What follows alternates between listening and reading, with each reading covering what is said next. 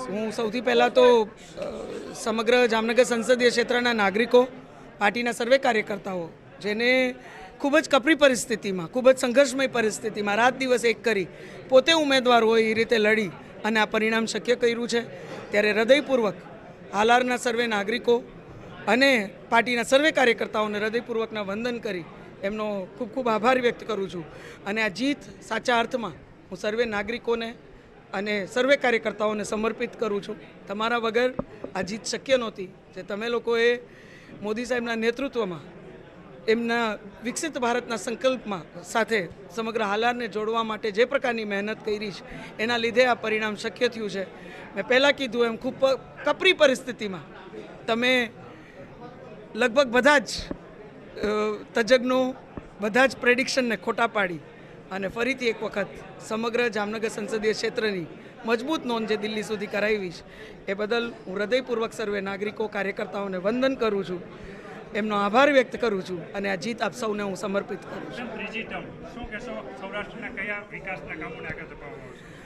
પાછલા 10 વર્ષે સતત લોકો વચ્ચે રહી, દરેક પરિવારમાં એક પરિવારના સદસ્યની જેમ રહી અને મેં પ્રયત્ન કર્યા છે અને મોદી સાહેબના નેતૃત્વમાં અનેક કામો આપણા સમગ્ર ક્ષેત્રમાં થયા છે. આપણી વિકાસ યાત્રા મજબૂતીથી આગળ વધી છે. ત્યારે એ જ રીતે આવતા 5 વર્ષ વિકસિત ભારતનો એક મજબૂત અંગ જામનગર સંસદીય ક્ષેત્ર બની રહે એ પ્રકારે આવતા 5 વર્ષ પણ બધા જ આપણા પરિવારો સાથે એમને સાથે રાખી અને આ જ પ્રકારે આપણી વિકાસ યાત્રા આગળ વધે એ મારા નિષ્ઠાપૂર્વકના પ્રયત્ન રહેશે. અનેક આંદોલન રહ્યા, અનેક ફેક્ટરો રહ્યા, છતાં પણ આપે જે પ્રકારે જીત મેળવી છે,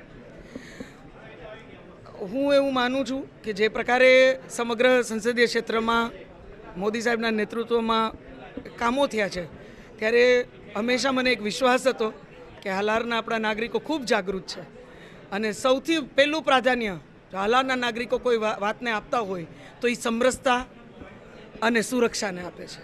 મને લાગે છે આ પરિણામ આપણી સમરસતાનું પરિણામ છે, આપણી એકતાનું, આપણી જાગૃતતાનું પરિણામ છે.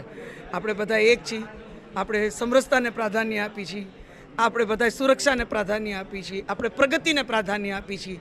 એક ખૂબ પોઝિટિવ આપણું માઇન્ડસેટ છે, આપણા વિચારો છે, એની પણ ક્યાંક પ્રતીતિ આ પરિણામ કરાવે છે. એટલે ખૂબ સકારાત્મક રીતે જે લોકો ભારતીય જનતા પાર્ટી સાથે જોડાણા, જે નાગરિકોએ ખૂબ કોઈને કાંઈ દેખાડ્યા વગર, કોઈ વાતચીત કર્યા વગર જે પ્રકારે મતદાન કર્યું, મને લાગે છે સૌથી પહેલી વાતની કોઈ પ્રતીતિ થતી હોય તો આપણે કેટલા સકારાત્મક રીતે એક છીએ અને આપણે આપણા ક્ષેત્રની ચિંતા કેટલી કરીએ છીએ એની પણ આ પરિણામ પ્રતીતિ કરાવે છે. ત્યારે હું હૃદયપૂર્વક સર્વે નાગરિકો, સર્વે કાર્યકર્તાઓને વંદન કરું છું, એમનો ખૂબ ખૂબ આભાર વ્યક્ત કરું છું અને આ જીત હું આપ સૌને સમર્પિત કરું છું. અને હું એટલું જ આ તકે આપનો આભાર વ્યક્ત કરતાં કહીશ કે આવતા 5 વર્ષે આપ સૌની સાથે રહી મજબૂતીથી આપણા સમગ્ર ક્ષેત્રને વિકસિત ભારત સાથે જોડવાના મારા નિષ્ઠાપૂર્વકના પ્રયત્ન રહેશે. ફરીથી એક વખત હૃદયપૂર્વક આપ સૌને ખૂબ ખૂબ વંદન કરું.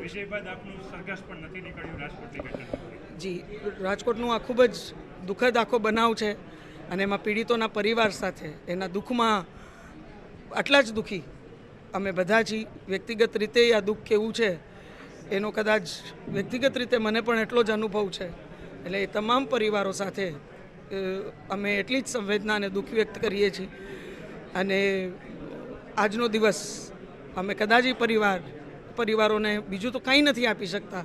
હિંમત પણ આ સમયે આપવી ખૂબ અઘરી હોય છે, પણ આટલું જ કે એમના દુઃખમાં સહભાગી થવાના એક પ્રયત્ન એના પરિવારના સદસ્યની જેમ અમે કરીએ છીએ કે આજના દિવસે કોઈ બીજી ઉજવણી નહીં, પણ માત્ર ને માત્ર આ તમામ જે દિવંગત આત્માઓ છે એમને ઈશ્વર સદગતિ આપે, શાંતિ આપે, એ જ પ્રાર્થના સાથે તમામ પરિવારોને ક્યાંક ઈશ્વર હિંમત આપે, એટલું જ આ તકે હું એમને કહીશ.